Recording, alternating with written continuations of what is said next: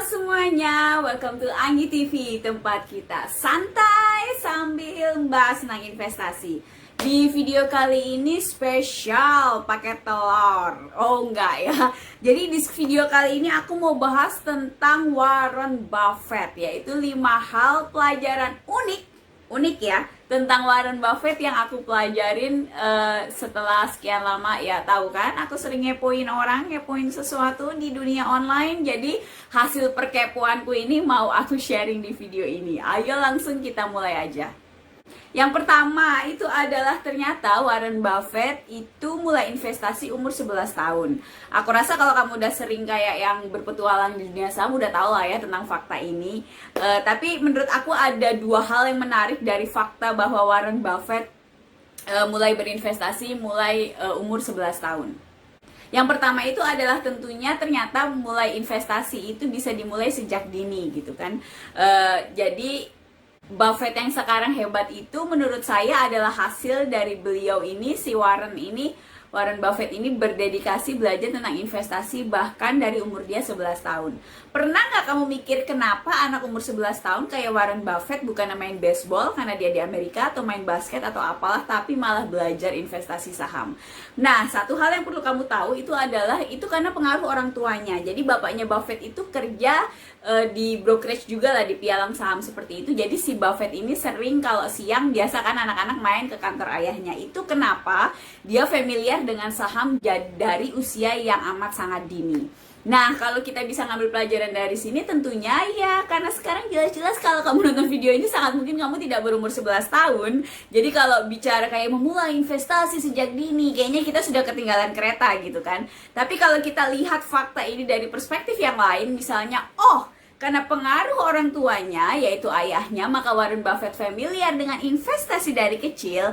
Well, peran itu bisa kita lakukan juga kan. Karena aku yakin banyak dari kita yang udah kayak menikah, walaupun saya belum, terus sudah punya anak gitu. Tapi intinya dengan kita mendidik diri kita lebih baik tentang investasi, tentang ngatur duit dan segala macam, kita bisa ngasih influence, kita bisa ngasih pengaruh dan pendidikan yang lebih baik ke anak kita. Jadi siapa tahu anak kita jadi the next Warren Buffett gitu kan. Ya at least mirip-mirip gitulah kan, lumayan lah ya, not bad.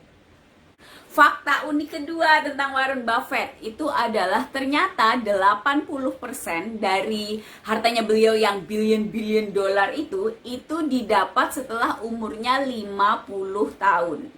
Jadi ayo kita review lagi, 80% dari hartanya Warren Buffett itu dimiliki Warren setelah usianya 50 tahun. Dan beliau ini mulai investasi umur 11 tahun.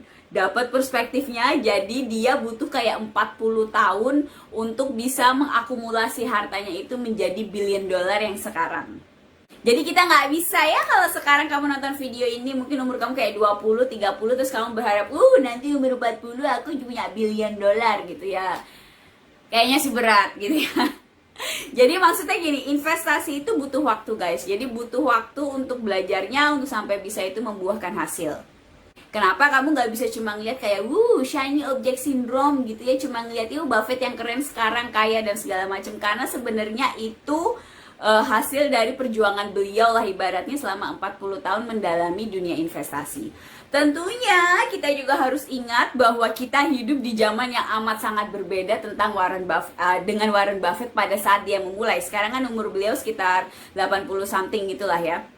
Nah, itu kenapa saya harus mention, karena sekarang tentunya saya sih cukup yakin kita nggak butuh kayak 40 tahun untuk menjadi ahli di bidang investasi gitu ya. Kita bisa belajar lebih cepat karena dunia yang sudah berubah, banyaknya informasi, banyaknya sumber yang bisa kita pelajari untuk belajar saham. Tapi pertanyaannya, kamunya mau nggak belajar gitu ya? Kalau misalnya saya bikin video YouTube 10 menit, kamu cuma nonton 3 menit, itu kayaknya berat gitu. Maaf saja ngomong ya. Jadi kitanya kalau tantangan orang zaman dulu, zaman kayak orang tua kita, nenek kita, itu selalu tantangannya adalah belajarnya dari mana ya, sumber ilmunya dari mana gitu. Kalau tantangan generasi kita ke bawah gitu kan, milenial ke bawah, itu adalah hello, sumber informasinya sudah banyak, kita ini dibombardir dengan banyak informasi, bisa nggak kita ini fokus belajar, niat belajar sesuatu sampai benar-benar ahli di bidang itu. Fakta unik ketiga tentang Warren Buffett. Oke, ternyata Warren Buffett itu adalah biang kerok yang mengompori Bill Gates untuk ikutan investasi saham. Kamu udah tahu belum kalau ternyata Bill Gates itu 50% hartanya nggak cuma dari Microsoft, kan dia yang bikin Microsoft ya, tapi 50% yang lainnya itu adalah dari sebuah perusahaan investasi namanya Cascade apa gitu, Cascade, pokoknya namanya perusahaannya Cascade, itu khusus untuk berinvestasi di pasar modal. Dan yang ngomporin si Bill Gates untuk ikutan invest di saham itu tentunya adalah Warren Buffett. Jadi kalau dari yang saya baca sih ceritanya pada saat akuisisi Washington Post itu entah gimana si Bill Gates diundang makan malam ketemu Warren Buffett, terus mereka ngobrol basa-basi bla bla bla gitulah. Tapi mungkin karena sama-sama jenius gitu ya. Jadi akhirnya si Buffett ini bisa menerangkan kepada Bill Gates pentingnya berinvestasi, dan akhirnya Bill Gates memutuskan untuk bikin sebuah perusahaan yang namanya Cascade, itu dipimpin oleh Michael Larsen, dan dia si Bill Gates minta bahwa jadi investasi di perusahaan Cascade itu murni mengikuti petunjuk investasinya Warren Buffett lah, ceritanya begitu. Jadi yang perlu disimpulkan di sini adalah kamu nggak perlu, ya kalau level kita kan nggak mungkin bikin perusahaan sendiri kayak Bill Gates lah ya gitu kan, tapi at least kita harus mengakui bahwa ternyata saham itu adalah sebuah komponen yang amat sangat kita invest waktu untuk belajar, karena itu bikin banyak orang di dunia ini kaya. Bahkan yang sudah kaya punya perusahaan kelas Microsoft aja mau belajar gitu kan, mau invest di saham. Jadi tentunya kita harus benar-benar belajar saham ini secara serius. Fakta keempat yang unik tentang Warren Buffett. Tahu gak sih kalau dia tuh rada pelit? Serius, ntar gue kualat lagi Opa Buffett, maafkan saya. Tapi nggak, ini serius. Jadi Buffett itu terkenal dengan gaya hidupnya yang amat sangat sederhana. Bahkan menurut saya terlalu sederhana untuk kelasnya beliau. Mungkin kalau uang saya sebanyak Warren Buffett, saya sih nggak sesederhana Warren Buffett. But anyway, Warren Buffett itu berubah dari orang pelit gitu ya, yang selalu menghitung uangnya, ceritanya menjadi orang dermawan. Jadi ceritanya Warren Buffett ini waktu itu istrinya sakit dan meninggal akhirnya gitu. Nah istrinya ini orangnya dermawan ceritanya gitu. Terus anyway aku baca cerita ini di BBC kalau nggak salah. Kamu browsing aja di YouTube, itu ada cerita tentang Warren Buffett dari muda sampai dia sekarang. Nah singkat cerita, istrinya Warren Buffett ini orangnya sangat sering nyumbang ke gereja gitu kan ya. Mereka Nasrani. Terus pada saat beliaunya ini meninggal, dia janji di sakaratul mautnya gitu ya, di saat-saat terakhirnya itu dia minta ke Buffett untuk supaya Buffett menyumbangkan hartanya kepada orang-orang yang lebih membutuhkan, karena menurut bahasa istrinya tuh uang kita sudah terlalu banyak, ini aneh sekali, lebih banyak orang yang membutuhkan uang kita daripada kita gitu. Nah akhirnya Buffett, kan tadi aku udah bilang kan dia temenan sama si Gates kan, sama si Bill Gates. Nah akhirnya Buffett sejak istrinya meninggal itu dia ikutan ke filantropis. Filantropis itu kayak kumpulan orang terkaya di dunia lah yang ingin menyumbangkan kayak 90% hartanya, intinya karena uang mereka udah kebanyakan, bingung ngabisinnya gitu kan. Jadi akhirnya mereka pengen kayak ngabisin uangnya untuk kemanusiaan. Nah si Buffett ini akhirnya nyumbang si filantropisnya itu ke perusahaan, ke foundationnya, yayasannya si Bill Gates, karena itu temennya. Terus ya kalau dipikir-pikir logikanya kan udah sama-sama kaya ya, nggak mungkin lah ya Bill Gates makanin uangnya Buffett lah, wong Bill Gatesnya aja udah kaya gitu kan. Jadi mungkin Buffettnya nyumbang ke Bill Gates lebih kayak yang ya dia nggak mungkin ngambil duit gue lah, dia aja udah kaya. Ya who knows. Tapi intinya akhirnya dua orang ini memang benar-benar jadi dermawan dunia. Itu kenapa mereka amat sangat dihargai, bukan hanya karena mereka kaya, tapi bahwa dari kekayaannya itu mereka banyak berbuat kebaikan lah untuk umat manusia.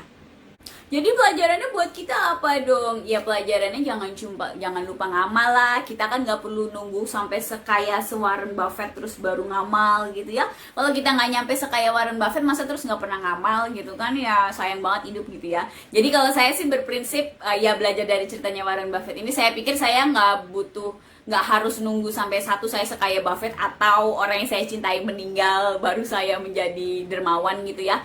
Tapi sebisa mungkin saya dermawan, termasuk dengan bikin YouTube video ini sih, karena Jadi gini, orang selalu mikir nyumbang tuh pakai duit kan gitu. Sedangkan menurut saya banyak hal yang bisa disumbangin. Ya duit itu penting, kalau kamu rezeki kamu banyak tentunya duit perlu disumbangin. Tapi ilmu juga, nyumbang ilmu juga itu tuh penting. Kenapa aku kayak senang bikin video ini, karena ternyata asik juga sharing segala tingkah lucu yang udah aku jalanin pada saat aku proses belajar saham ini. Ternyata banyak yang suka begitu aku sharing gitu. Jadi ya hopefully sih YouTube ini juga jadi ladang amal. Wah anjir, gue kayak orang bener, tapi nggak serius. Intinya kita sih harus belajar dermawan lah ya sebelum maut menjemput. Ih, gue ngeri banget hari ini videonya. Oke, next kita lanjut aja ke fakta unik kelima, yaitu enjoy the life alias menikmati hidup. Kamu tahu kan yang kayak usianya Warren Buffett tuh udah 80 something gitu, dan konon katanya dia itu masih nyupir sendiri ke McDonald dan beli di drive thru gitu loh, yang drive thru beli kentang goreng, beli burger gitu. Katanya dia kesukaannya itu McD sama minum Coke. Bayangin dia umur 80 something masih makan burger di McD dan masih minum Coke. Dia bilang dia sih anti diet dan anti stres gitu katanya. Kenapa? Buffett juga kan gaya investasinya kan amat sangat santai gitu ya tipenya. Karena itu memang menurut saya berkorelasi dengan kepribadiannya beliau, memang seperti itu. Orangnya sederhana, nggak banyak tingkah, males ngepoin orang, males dikepoin orang juga. Tipenya kan begitu, dia sangat introvert, senangnya baca di kantor. Konon katanya meja kerjanya itu nggak ganti guys selama 30 tahun. Jadi itu kayak meja tua kesayangannya dia, bla bla bla gitulah di kantornya. Pokoknya lucu deh kalau baca cerita tentang Warren Buffett. Sebenarnya banyak pelajaran yang bisa kita ambil, bukan hanya sekedar kayak investasinya beliau gimana ya, tapi kayak beliau sebagai person, sebagai seseorang tuh sebenarnya karakternya tuh gimana, itu banyak sih menurut saya yang bisa kita pelajari. Dan ya menurut Buffett menikmati hidup itu sangat penting, dan juga menikmati makanan. Kata dia nggak mau kayak makan yang terlalu diet sehat gitu ya. Ini sih balik lagi kayak ke masing-masing. Ini kan saya cuma baca yang kayak versinya Buffett, dia ngomong apa gitu, karena dia memang senang McD sama minum Coke gitu, minum Coca-Cola. Intinya sih ya, kita selain, kalau yang pelajaran yang saya ambil sih, selain kita kayak investasi, belajar beneran serius tentang saham bla bla bla yang serius-serius begitu, nanti aku kasih deh video tentang kayak ngatur keuangan dan segala macam. Aku udah bikin juga beberapa video.